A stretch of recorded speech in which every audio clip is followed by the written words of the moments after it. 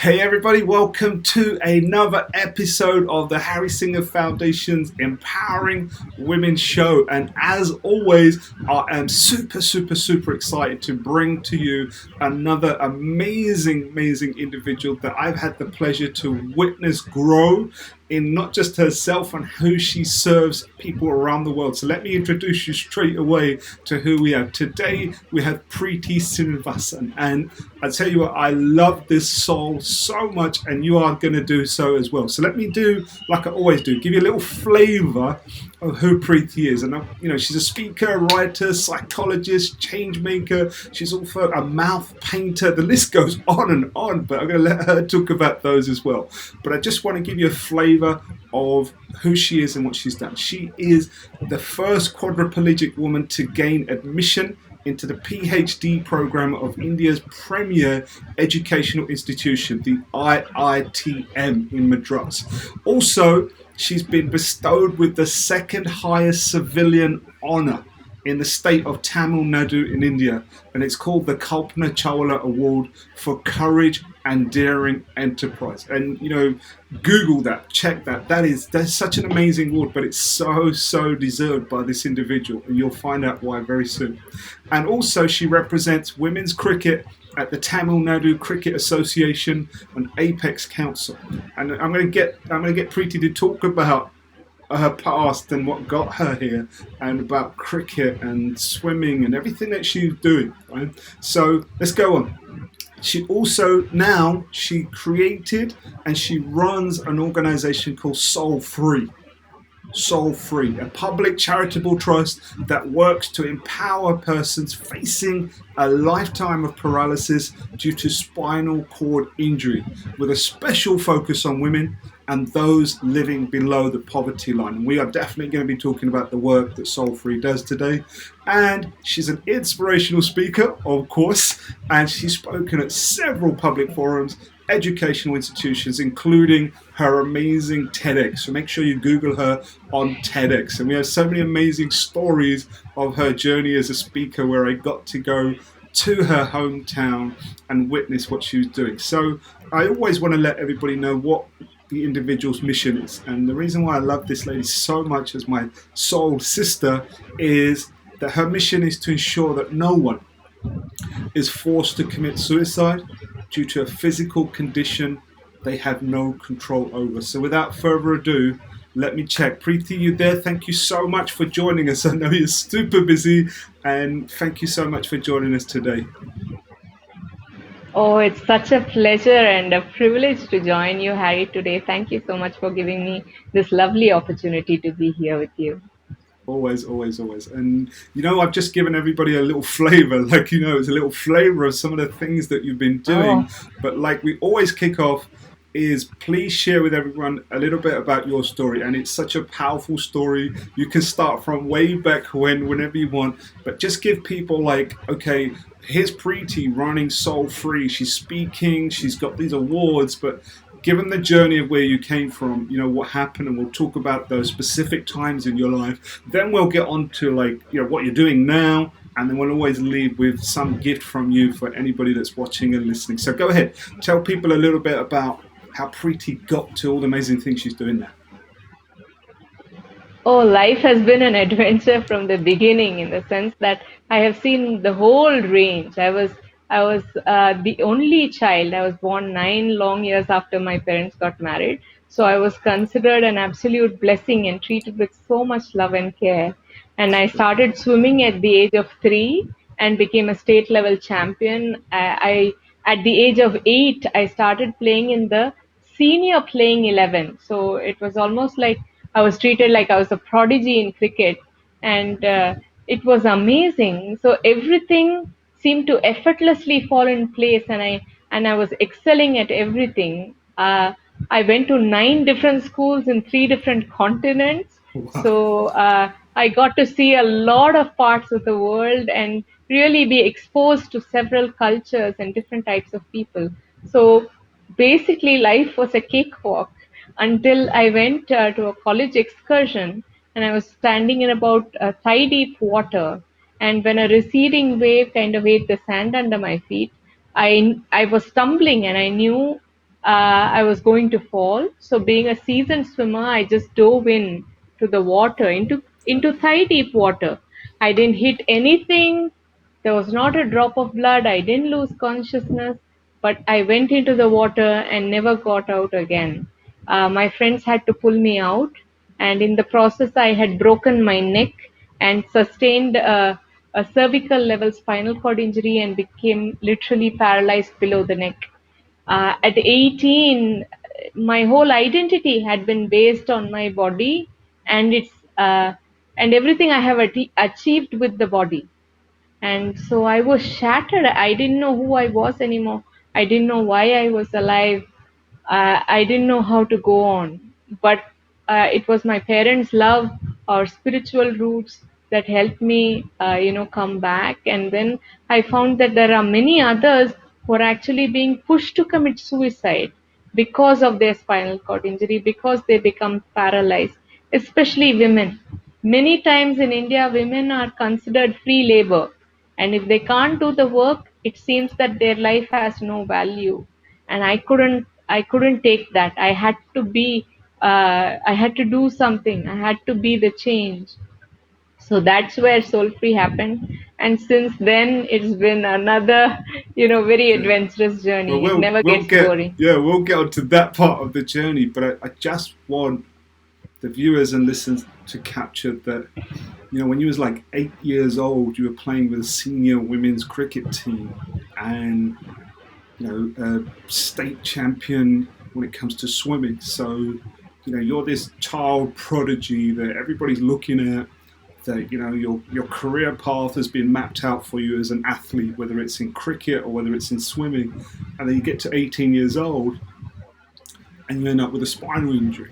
And I know you went through it quite quickly. It's like, you know, and you also mentioned your mum and your father, and I know how important your father is, who has passed away now, but your mum is still this huge legend in your life. So maybe share a little bit about what how that was for you, that time, because you've already jumped into like other people. That's who you are. Like other people are some. Give people a little bit of like how that was for you, and why your father is still so amazing energy for you in your life. So go ahead, talk about your parents, talk about how you was feeling, and also you mentioned your faith and the spiritual energy that you have. Go ahead, talk about those things, and we'll get into all the stuff you do with other people. I want people to know you from your heart. Go for it. At in the beginning, when I was just 18 and this happened to me, I was so angry. I was feeling sorry for myself. I was saying, "Why me? How can this happen to me?" My father is my best friend, my philosopher, guide, guru, and he was the one who kind of took me into the spiritual path. And he said, "So what's the big deal here? Why are you feeling sorry for yourself? So your body is not cooperating at the moment. So if it doesn't happen today, it's going to happen 50 years from now. So big deal. So why don't you feel that you have been given a chance in fast forward to go within yourself and find that within you that can't be taken away by circumstance. You just find out, you have just been shown that you're not the body. So then if you're not the body, who are you? So those kind of spiritual inclinations came. I was still very angry. He would read out spiritual books to me, and I would fight him and say, "Why are you reading this out to me? Is it going to take my pain away? Is it going to make me walk?" That's all I was focused on at the time. But those seeds somehow started growing, and it has helped me become the person I am today. And my mother is an absolute goddess. I mean, to still 22 years on, she is my primary caregiver. I don't feel I would be alive without her, day to day presence. So yeah, it's Wow. been a great test, but a great blessing. Yeah, yeah. So this is it. It's you were focusing on anger and why you're not walking, and you had two beautiful souls just reminding you how beautiful you are. And through all of that spiritual journey, you managed to make your soul free. So go ahead and let's talk now about what have you been doing now because you're still, I mean, still involved with the cricket team and you're still doing all these things. So give people a little bit of flavour now, what you're doing, why you're doing it, and let's hear some of the stories of who you've been helping. Let's go for it in any order you want. Go for it. Sure. First, I think in the introduction you spoke about me doing my PhD at IIT. Mm, That was such an honor for me. But where that journey started was a couple of years into the injury when I wanted to get into college. I was rejected. I was told that why do people like you even want to study? Why do you bother? There are 15 days of practical classes. There are no lifts, no ramps. Don't join. And then if you ask for a scribe, they would say, your disability is not on our list. mm, So these kind of really insensitive and apathetic environment is what pushed me to start trying to change the system. And I had to do it. So that has it I feel it's a great success that I've become. Sometimes I feel like a battering ram. My head breaks against the wall, and then something opens up, and hopefully the next generation of people can come through easier. And cricket cricket is just in my blood, you know. I started playing at 4, and it's it's so special for me whenever I can do anything. Even after being in this condition, I was coaching some students here who belong to Tiruvannamalai and didn't get any place to train. There is no infrastructure, there are no facilities, no trained coaches available to women cricketers in several parts of India, and which is a real pity because there is so much talent. So again, as being part of the change, I'm trying to go and work from within, in the sense that now I've been given this great opportunity to be a part of the Apex Council, which is a decision-making body. So I want to do whatever I can to improve cricket and the infrastructure for women's cricket at the grassroots level, and I'll give it my best shot. So yeah. that and Let me let me Soulfree. let me let me Sorry. pose before you go into it. Hold tight. Remember what you was about to say. I want to capture that for everybody. What you said, that you're like this battering ram where you're banging your head against obstacles and limitations and oppressions, not just for women but for people with disabilities. Where you now remind them that they're positively abled rather than disabled, and you're a trailblazer. You might call it like banging the wall down. So once the wall breaks down, Mm, you've created a path for other people, and that's what this show's about. Empowering women means empowering women to step into their power, but it also means women who are just empowering just by their journey and their presence, and that's what you are. I want to acknowledge you for that, because it's so much easy. It becomes easier to just stay in the suffering and be there and go, why me, and so on. And the pain's always there, but the suffering shifts the moment you're able to start saying, okay, how can this impact other people? And for you to become the first people who defined as a quadriplegic to go in on this PhD program, you've opened the door for so many others to come through. And so talk about where you was going to take it, because the cricket, like I said, I remember when I came to Tirumulani when it was your birthday, and Jada had brought me over there the first time we met, and you were already prepared for me coming, right? Because I remember I said, is there anything you'd like to do? And you were like, yeah, I'd love to be a speaker, I'd love to do this. And I thought you was having your birthday party, and I remember me and you, and I helped you out into your main room, and suddenly the whole room was filled with nearly half of the village, including the ladies cricket team. And I remember you put me on the spot and go, this is my friend Harry's come to talk to you. It was like, bang, we was mm, on the spot, and I felt the love that the whole community had for you and you had for them, that you had absolutely no qualm in saying, dude, I want you to now speak to these people and give them mm, what you got. And that's one of your legacies, that you're able to find and attract things to come and help the people that you're serving. So go ahead, share what you was going to say, and then we'll talk a little bit more on Soulfree. Go for it. Yes, the one thing I want to say is the more I try to do something, the more blessed I become. Because from somewhere, people like you come in from anywhere in the world, such blessed souls and so generous, who come and give their time, their skills. So that's how Soulfree started. Soulfree started 8 years back, and it was through these talks that organically happened.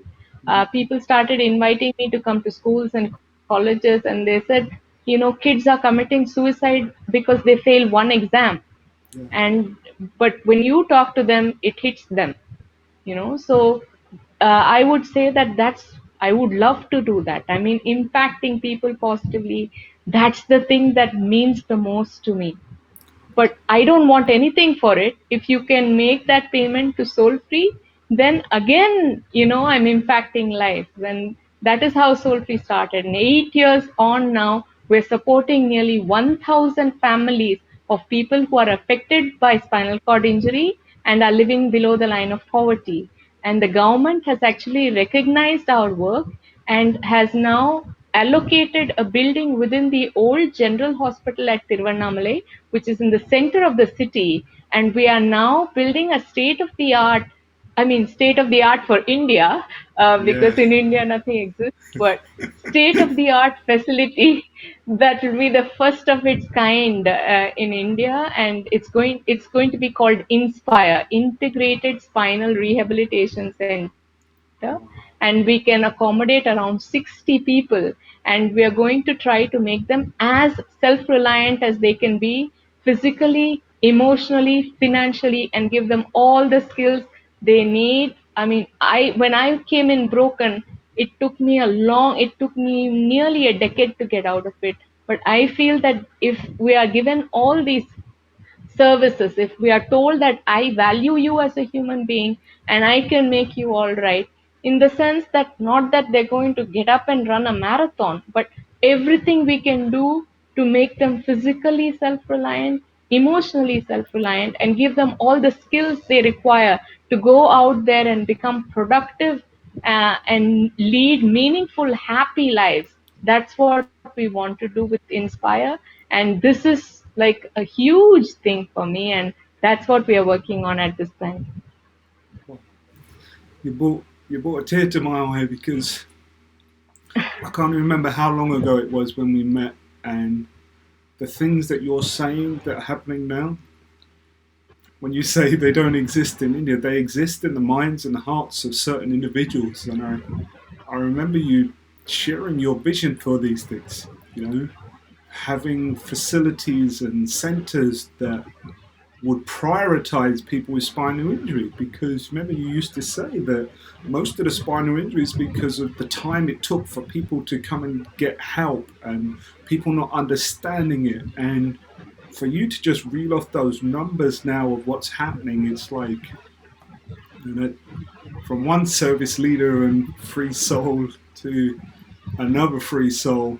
It's just that's beautiful. And this is why I know people need to hear from you. Though that's why the show is so important for people to feel that, because many of us on our journey we want to do good, and it's really important that we do that. We step out, we start with what we can, but then it's really important to find out who else is out there. And my mum always told me, help the helpers. So for anybody that's watching, anybody that's listening, and you go, hey, I'd like to do a little bit more good in the world, reach out to Preethi. Reach out knowing that one little thing that you can do, whether it's supporting, whether it's donating, it's, you're going to put it to a great cause, and it doesn't stop there. So Preethi, let's, we're going to wrap up in about 10 minutes, but I just want to get to, if there are any other, stories you'd like to share about an individual that you've helped and transformed their life. Let's hear that, and then we'll go into like what is Preethi's message for everybody that we can do. So if there's anything in your mind right now of someone or family, because just hearing how many families you're helping now is just it's heartwarming. So, is there anyone that you're able to share so we can get a flavour of what's happening and how it impacts their lives? I mean, beyond saving their life, go for it. Absolutely. Actually, there are three things I want to say. One, Amma, decline. Sorry about that. That's all right. Everyone There see, are three Mum things is I still in want the to say. background serving. Yes, yes, absolutely. Uh, yeah, so the three things I want to say. One is that, அம்மா, திருப்பி வருது பார்த்துன்னு இருக்கேன் ஐயோ into போடு ஃப்ரண்ட்ல into போடு blue colour right ஓரம் ஃப்ரண்ட்ல ரைட் திருராஜ்க்கு ரைட் ஓரம் ரைட் ஓரம் ஆமா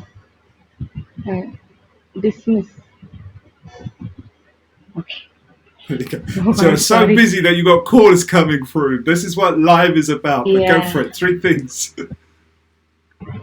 yes. In the last 6 months alone, at least 35 persons have passed away.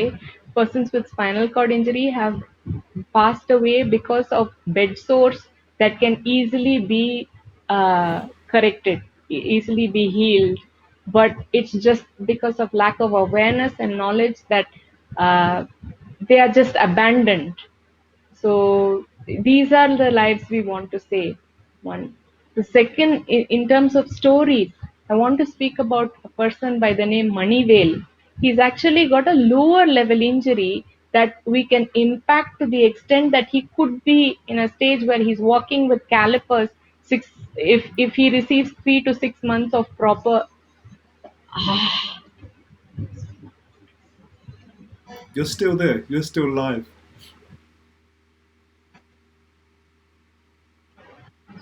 back, back, மேல. There we go. We're all good. Can you see me? Yeah. I can see you. Okay. Yeah. So Manipur. yeah, this Manivel, his name Moneyville. is. Yeah. He's got a lower level injury that if he's given proper rehab, he could be almost walking with calipers and crutches. But at the moment, he was bedridden. They live in a mud hut.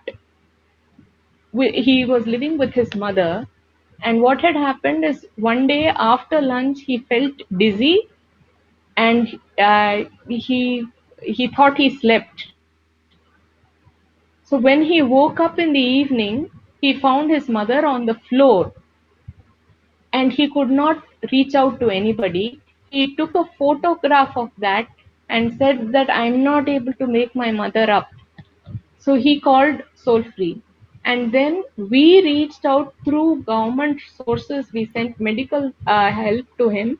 And they found that they had had some food poisoning because a lizard had fallen into the food. So in this tremendously bad condition, now few months later, his mother has passed away. But through the government support, we are financially supporting him and also ensuring that he is able to continue on. And uh, when our center becomes functional, we will get him to the center and give him all the rehab that he requires to become self-reliant. So I mean, this is a story. It just made me cry. So the other one is about a young boy. He was around 2 years old when he developed a tumor in his back, and when they did the surgery, it was watched up, and he became a paraplegic. Below the waist, he's not able to move anything. He has 5 other siblings. The family is impoverished. So what they are doing is actually they have set him aside. In the sense that he is given a place outside the home, like we would for a pet, outside the home, and he's given a separate plate and not allowed to enter into the house. So this boy, we are trying to ensure that he gets the wheelchair he needs, he gets all the support he needs to go to school now. So these are the kind of, I don't even understand how human beings can behave this way, but they are. and how they can go through so much, but they are. So we need to do something, and that's what we are trying to do. Wow. And you know what? And I wish the world didn't need people like us to do what we do. But whilst they do, I'm blessed and grateful that souls like you are here to do that. So thank you is what I can say on behalf of everybody, because it's the work that you do. It's not easy, and there isn't always you know it's not a thankful trade. There's always seems to be another challenge that comes, and always a new individual every day, and we get to see the worst and the best of humanity. So I want to make sure that you get to hear thank you from me and everybody else that will champion you. So um, let's move on to that next part. So thank you for sharing that as well. So let's move on to what is your message. And remember, I always say at this part of the show that the Empowering Women show, my own personal part in it, right? We have the Empowering Youth show and Empowering Women show because that was my journey. Growing up, experiencing domestic violence as a young person, not having support, and knowing that my mum never had support. That's why I wanted to bring amazing individuals like you, who, for the people that are watching this, they may be women who are vulnerable. They may be women who are absolutely got everything going in their life, and they may be individuals who are helping women who need that help. So, what is a message that you want to share straight from Preeti to everybody's heart? What is your message or your gift that you'd like to share that they can use and they can apply in their own life, or they can help the women that they're serving? Well, soon after the accident, my life was all about the things I cannot do. I'm not able to sit on my own. I'm not able to do this. I'm not able to do that. But then at some stage, I started understanding that life is not about all the things I cannot do, but what I choose to do with what I can do. Mm, And today I can say that 1,000 families are able to lead better lives because of Soulfree's work. So that's what I feel, that instead of what the problems are, if we focus on what the solutions are and what we can do to be the change, we'll be a much better off and lead much happier lives. there you go. Simple yet so powerful. Focus on rather than what we can't do, focus on what you have and what you can do. That's your gift there from Preethi. So, Preethi, I know so many people that are going to be watching this, listening into this. They're going to they want the answer to this question that I'm going to ask: is how can people follow you? How can people support Soulfree? How can they donate? How can they champion your cause? What's the best way for people to follow and support what you're doing? Well, the best way is to reach us through the website www.soulfree.org, and all the support system, they can register as a volunteer.